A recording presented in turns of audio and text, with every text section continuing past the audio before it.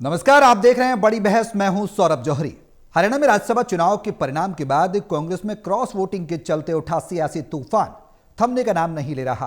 Party को cross voting के लिए दागी माने जाने वाले पांचों कांग्रेसी विधायकों को अब 3 अप्रैल को चंडीगढ़ में पार्टी की अनुशासन समिति की बैठक है और उन पर लिए जाने वाले फैसलों का भी पार्टी को इंतजार है।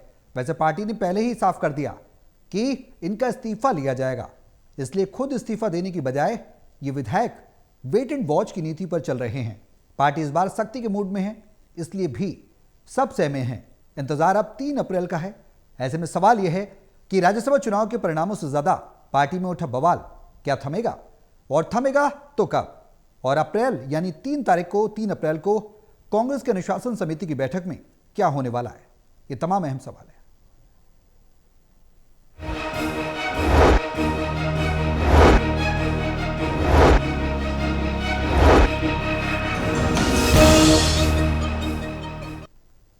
करेंगे आज इसी मुद्दे पर चर्चा कि अब कांग्रेस क्या करने जा रही है। जो क्रॉस वोटिंग करने वाले विधायक हैं उन्हें चिन्हित किया गया, अब उन पर क्या कार्रवाई होगी? अनुशासनात्मक कार्रवाई होगी या फिर कोई और बड़ा कदम पार्टी उठा सकती है? एकजुटता की बात पार्टी में एक बड़ी चुनौती बनी हुई है। अब यानी 3 अप्रैल को जो चंडीगढ़ में अनुशासन समिति की बैठक होने जा रही है, उसमें क्या कुछ अहम हो सकता है पार्टी के लिहाज से? क्योंकि संगठन को मजबूत करना, पार्टी को आगे लेकर जाना और सभी में विश्वास, खासकर जनता में भरोसा पैदा करना, ट्रस्ट मेकिंग पावर को पैदा करना, वो पार्टी के लिए बड़ी चुनौती है। आपसी जो कलह है उससे पार्टी कैसे उभरे, कैसे लोगों में पैठ बना पाए और कैसे मजबूत हो, ये तमाम सवाल हैं जिनके जवाब हम तलाशेंगे। हमारे साथ तमाम पैनलिस्ट मौजूद हैं। हिसार से टोटल टीवी के associate editor doctor Mahesh Kumar, Panipat से टोटल टीवी के एसोसिएट एडिटर देवेंद्र कथुरिया और वरिष्ठ पत्रकार वीरेंद्र सोनी जी हमारे साथ चर्चा में बने हुए हैं। आप सभी के साथ चर्चा आगे बढ़ाऊंगा, लेकिन उससे पहले एक रिपोर्ट देखिए, फिर करते हैं चर्चा शुरू।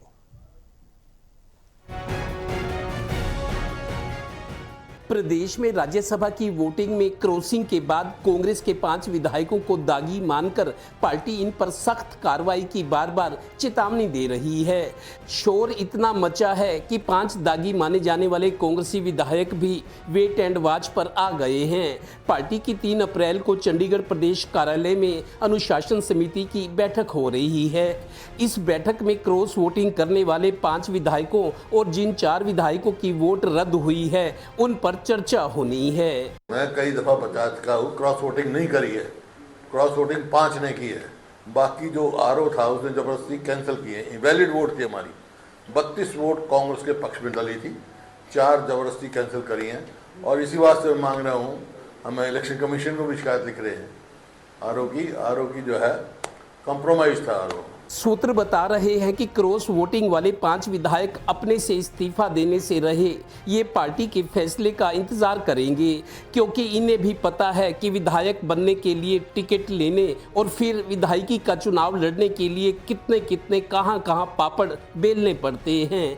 इसीलिए अब ये पक्का है कि 3 अप्रैल को धर्मपाल मलिक की अध्यक्षता में डिसिप्लिनरी कमेटी की बैठक में इन 5 विधायकों पर चर्चा के बाद उन्हें इस्तीफा देने का फैसला या फिर इन्हें पार्टी से निष्कासित या निलंबन का सामना करना पड़ सकता है। पर सूत्र बता रहे हैं कि ये भाई इस्तीफा देने को तैयार नहीं हैं। हुआ भी तो 2 विधायक इस्तीफा दे सकते हैं, पुन्हाना से मोहम्मद इलियास और नारायणगढ़ से शैली चौधरी, क्योंकि ये दोनों विधायक अपने अपने बेटों की लॉन्चिंग करने की सोच रहे हैं। ठीक वैसे जैसे कभी कुलदीप बिश्नोई ने इस्तीफा देकर बेटे भव्य बिश्नोई को बीजेपी की टिकट पर चुनाव लड़वाया था। ये बात अलग है कि वो पहली बार उपचुनाव में जीत गया और 1 साल बाद ही 2024 के विधानसभा चुनाव में चुनाव हार गया।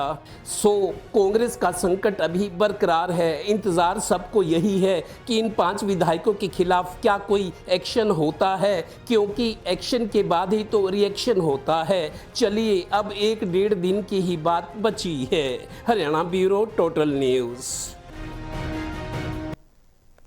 तो कांग्रेस के अंदर खाने अब क्या चल रहा है, ये बेहद अहम सवाल है। सवाल इसलिए भी अहम हो जाता है क्योंकि पार्टी को मजबूती देना, पार्टी के अंदर नेता प्रतिपक्ष चुनने के बाद, प्रदेश अध्यक्ष चुनने के बाद पार्टी का संगठन मजबूत होना चाहिए। लेकिन क्रॉस वोटिंग के बाद ये साफ हो गया कि कहीं ना कहीं अंदर खाने कुछ लोग तो हैं, कुछ ऐसे सदस्य तो हैं पार्टी के, कुछ विधायक तो हैं जो भरोसा नहीं करते और जिनको भरोसा नहीं है एक नेतृत्व पर।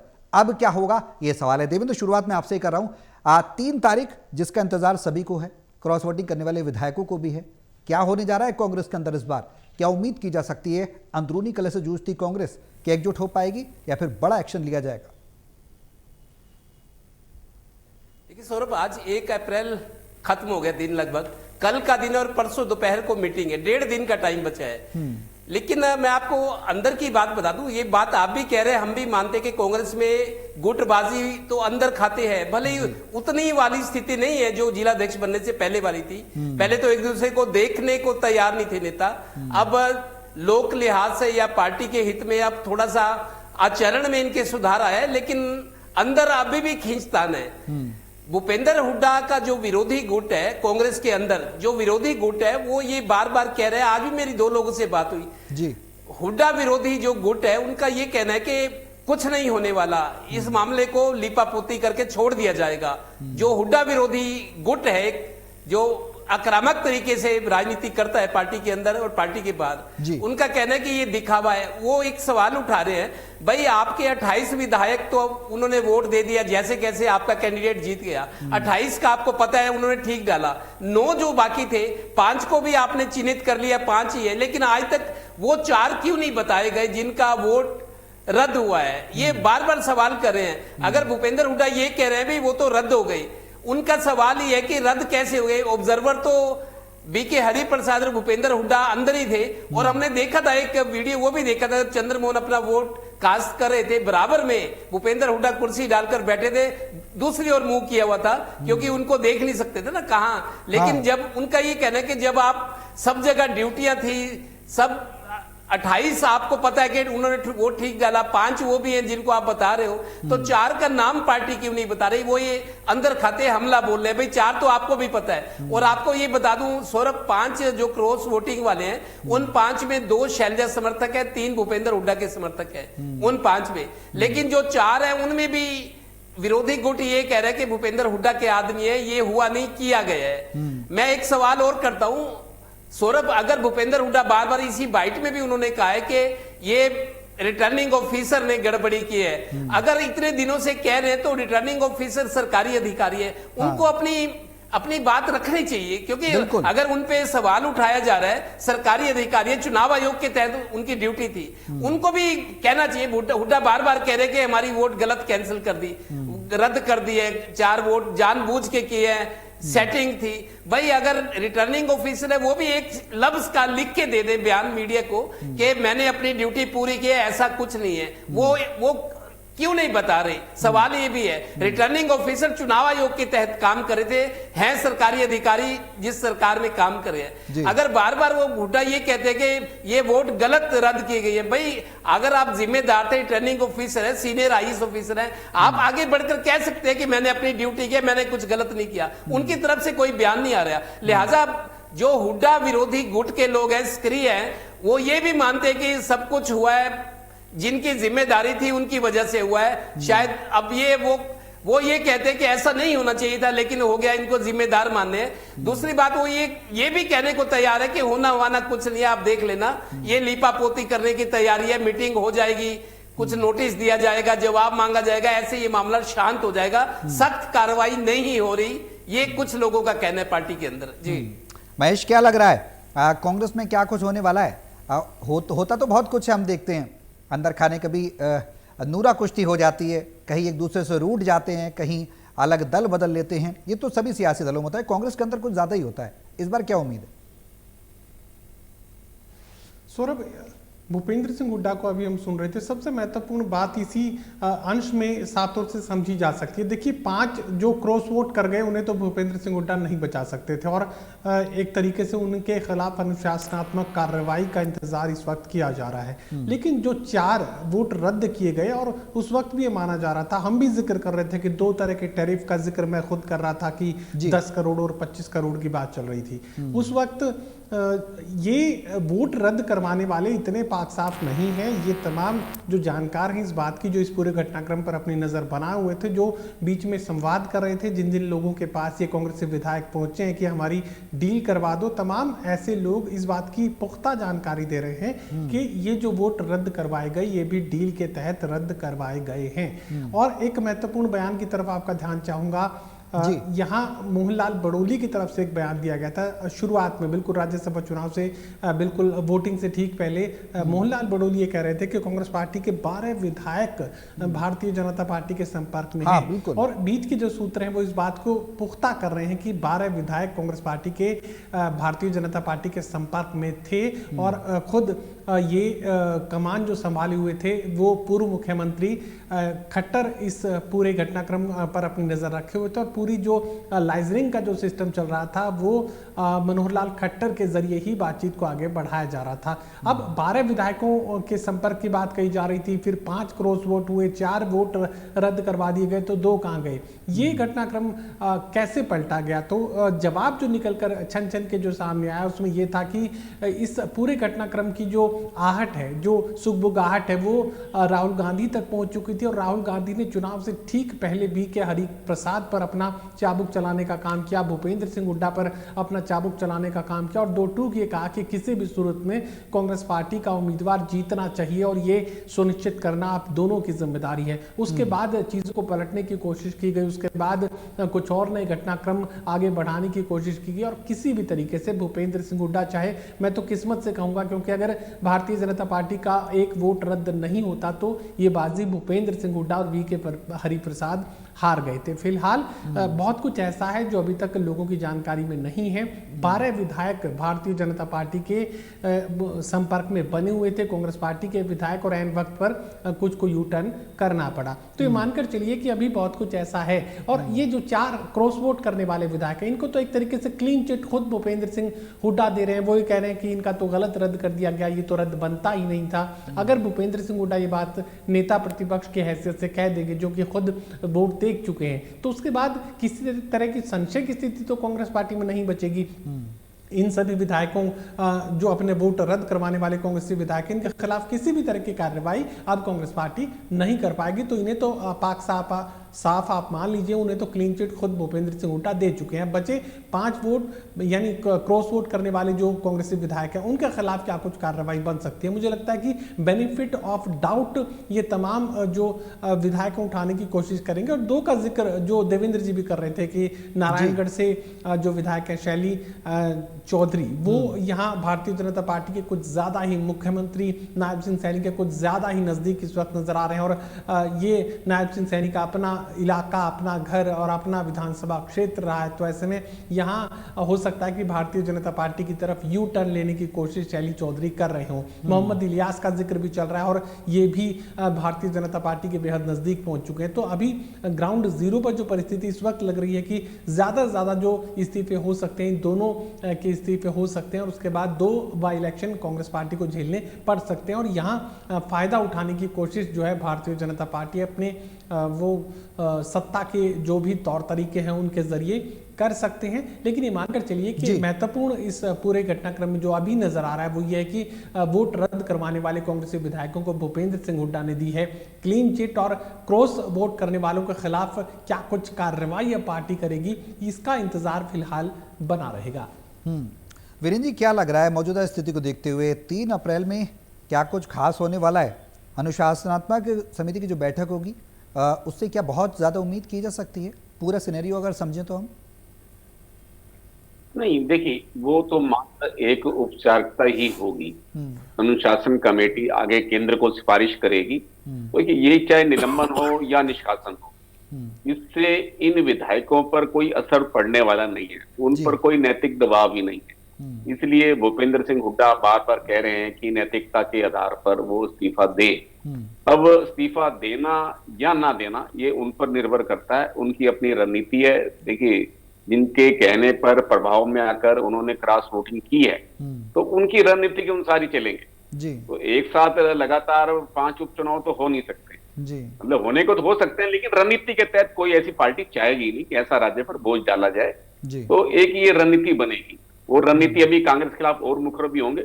समस्या उनके लिए तब आएगी जब पार्टी में व्हिप लागू होगा, पार्टी व्हिप लागू करेगी विधानसभा के अंदर, तो उन्हें उस व्हिप का पालन करना जरूरी है, अनिवार्यता है जी। और अब जो है कि कांग्रेस को उनके खिलाफ राजनीतिक लड़ाई लड़नी चाहिए, मैदान में आकर उनके खिलाफ जो है वातावरण बनाना चाहिए, जनता के बीच जाना चाहिए, आंदोलन करना चाहिए, जी। भी दल बदलुओं का इस तरह से एक सामाजिक बहिष्कार किया जाए, तो ये अब कांग्रेस के संगठन पर निर्भर करता है कि वो इस लड़ाई को कैसे लड़ता है। देखिए, जिन 4 वोट रद्द होने की बात है, देखिए जो परमवीर सिंह का वोट, जब वोट उन्होंने डाला था तब भारतीय जनता पार्टी ने आपत्ति की थी। जो नियमावली प्रक्रिया है, जिस वोट पर आपत्ति की जाती है उसका वोट अलग रख दिया जाता है। जी। तो इसके जवाब में कांग्रेस ने अनिल विज के वोट पर आपत्ति की, तो अनिल विज का वोट अलग रख दिया गया मतगणना से पहले। तो मतगणना शुरू होने पर ऐसे वोटों का पहले फैसला किया जाता है, चुनाव आयोग से वीडियोग्राफी होती है, अनुमति ली जाती है। तो परमवीर सिंह का वोट तो रद्द हो गया, सबको पता है। अनिल विज का वोट वैध पाया गया। तो अब जिनके वोट रद्द हुए हैं, देखिए जिनके वोट रद्द हुए उनकी किसी को कोई जानकारी नहीं मिल सकती जी। इसमें किसी को मालूम नहीं होता कि किसका वोट रद्द हुआ है जी। और ना ही भारतीय जनता पार्टी का एक वोट रद्द हुआ है, क्योंकि नाम तो उस पर होता नहीं है। कोई आज तक ये रिकॉर्ड होता नहीं है किसका वोट एक रद्द हुआ है। वो नियमावली और प्रक्रिया के तहत है, तो उस पर एक तरह का शक किया जाता है कि अमुक का वोट रद्द हुआ होगा। देखिए, जो वोट अगर चुनाव एजेंट को नहीं दिखाया जाता उसका तो वहीं पर जो है वोट वो जो है रद्द हो जाता है। लेकिन जिनके वोट जो है अलग से चुनाव अधिकारी ने रद्द किए हैं, जो आरओ ने रद्द किए हैं, उसकी जानकारी नहीं मिल पाती, ना पार्टी को मिल पाती है, ना चुनाव एजेंट को मिल पाती है। वो एक रिकॉर्ड का विषय ही रह जाता है। और ऐसे में भारतीय जनता पार्टी का किसका वोट रद्द हुआ एक अनुमान है, इसलिए कोई चर्चा नहीं है जी। और कांग्रेस में जिनके वोट रद्द हुए परमवीर सिंह के अलावा उन पर भी कोई, देखिए भूपेंद्र सिंह हुड्डा उनको क्लीन चिट दे रहे हैं, लेकिन किसी का नाम सार्वजनिक नहीं होगा ना, क्योंकि ऐसी कोई परंपरा है, ना चुनाव आयोग करता है, ना चुनाव एजेंट को जानकारी होती है। और ये एक बड़ी बात है कि पहली बार हुआ इतिहास के अंदर जब आरओ ने मीडिया के अंदर आकर बयान दिए हैं। आज तक रिटर्निंग ऑफिसर ने कभी इस बारे में मीडिया से बात नहीं की है, लेकिन पहली बार हुआ है, क्योंकि ये चुनाव आयोग की जिम्मेदारी होती है। चुनाव आयोग स्पष्टीकरण देता है, चुनाव आयोग पर आरोप लगते हैं। तो पहली बार हुआ है कि राज्यसभा चुनाव में जो आरओ था उसने मीडिया के अंदर आकर इंटरव्यू दिए हैं। ये हो सकता है कि सरकार की कार्रवाई का हिस्सा हो, सरकार द्वारा प्रेरित हो। तो आरओ का पहली बार मीडिया में आकर राज्यसभा चुनाव पर बोलना एक तरह से राज्य के इतिहास में ऐसी पहली घटना है। तो मीडिया के इंटरव्यू हुए हैं, मीडिया में इंटरव्यू आए हैं आरओ के, तो उन्होंने पूरी प्रणाली को, पूरी व्यवस्था को पारदर्शी बताया है और अपने ऊपर जो लोग आरोप लगाए गए हैं उनको आधारहीन बताया है। तो इस तरह अब देखिए जो चुनाव की प्रक्रिया है, अब वो तो चुनाव तो हो चुके हैं, परिणाम भी आ चुका। अब कोर्ट में जाने की बात कह रहे हैं, दोनों दल कह रहे हैं, लेकिन ये तो बड़ा लंबा विषय है। तो ये कानूनी प्रक्रिया में कहां तक जाएगा, क्या फैसला होगा, लेकिन इस पर तो कोई अब इफ एंड बट है नहीं। लेकिन अब राजनीतिक लड़ाई की बात है, तो राजनीतिक लड़ाई कैसे लड़ी जाएगी, कांग्रेस इस मुद्दे को कैसे बनाएगी, जनता के बीच कैसे जाएगी। जिन 5 लोगों ने क्रॉस वोट किया है उनके निर्वाचन क्षेत्र में जाकर कांग्रेस के नेता इस तरह का आंदोलन खड़ा करते हैं, जनमत तैयार करते हैं, जनता के बीच जाकर उनके खिलाफ वातावरण बनाते हैं। जब ये कांग्रेस के संगठन पर निर्भर करता है, कांग्रेस का संगठन इस सक्रियता के साथ जनता में अपने लिए सहानुभूति लेता है और उनका पर्दाफाश करता है, और उधर भारतीय जनता पार्टी निश्चित रूप से उनको नैतिक समर्थन देगी। अब मुख्यमंत्री नायब सिंह सैनी हैं जिन्होंने क्रॉस वोट किया है, उनके पक्ष में अब रैलियां करेंगे, उनके विकास कार्यों की घोषणा करेंगे उनके निर्वाचन क्षेत्र में, क्योंकि भारतीय जनता पार्टी को भी अपनी जड़ें जमानी है। और वो लोग भारतीय जनता पार्टी के नेताओं से मिल रहे हैं, मुख्यमंत्री नायब सिंह सैनी से मिले हैं, ऊर्जा मंत्री मनोहर लाल से मिले हैं। तो उनका लक्ष्य जो है भारतीय जनता पार्टी का वर्चस्व प्राप्त करना है, भारतीय जनता पार्टी की सहानुभूति हासिल करना है। अब लोग कुछ कह रहे हैं कि मुझे अब जो है अंतरात्मा की आवाज पर मैंने वोट दिया, उस समय तो कहा नहीं, अब बाद में आकर कह रहे हैं। एक तो लोगों ने कहा है कि हमने तो अपनी अंतरात्मा की आवाज पे वोट दिया है। तो उनका नैतिक फर्ज बनता है, जब उन्होंने पार्टी की मर्यादा का पालन नहीं किया, पार्टी के अनुशासन का पालन नहीं किया, तो उनको उस पार्टी में रहने का अधिकार भी नहीं है। क्योंकि जिस पार्टी के टिकट पर वो चुनकर आए थे तो उसकी जनता के साथ वहां विश्वासघात किया है, इसलिए उनको अपने पद पर रहने का अधिकार नहीं है। उधर भारतीय जनता पार्टी के प्रदेश अध्यक्ष मोहनलाल बडोली कह रहे हैं कि भारतीय जनता पार्टी की कोई भूमिका नहीं है, भारतीय जनता पार्टी ने कोई वोट नहीं तोड़े, किसी का कोई वोट नहीं तोड़ा है। तो उन लोगों ने अपनी अंतरात्मा की आवाज पे वोट किया, लेकिन कोई भी इस बात को स्वीकार करने को तैयार होगा नहीं, क्योंकि जिस तरह का खेल खेला जाता है सबको मालूम है कि इसके पीछे क्या राजनीति होती है। अब जो है पार्टी संगठन को कांग्रेस के चाहिए कि वो इनके खिलाफ कैसा वातावरण बनाता है, जनता में कैसे अपने पक्ष में कांग्रेस जो है सहानुभूति हासिल करती है। देवेंद्र महेश, समय थोड़ा कम है, आप दोनों से कमेंट लूंगा। अब सवाल यह है कि कांग्रेस के अंदर अनुशासन की कमी है अभी भी, या फिर भूपेंद्र हुड्डा सबको अपने भरोसे में नहीं ले पा रहे हैं, या फिर बीजेपी, जो सतीश नांदल का नाम आया था, समर्थित हुए थे बीजेपी से, उसके बाद एक मास्टर स्ट्रोक एक कदम आगे बढ़ाकर चल गई? देवेंद्र। देखिए सौरभ, पहले तो मैं ये कहूंगा कांग्रेस के साथ एक्सीडेंट होते होते बच गए, averted accident, Congress averted an accident, बच गया, जैसे कैसे जीत गए, लेकिन जश्न को मनाने का मौका नहीं मिला।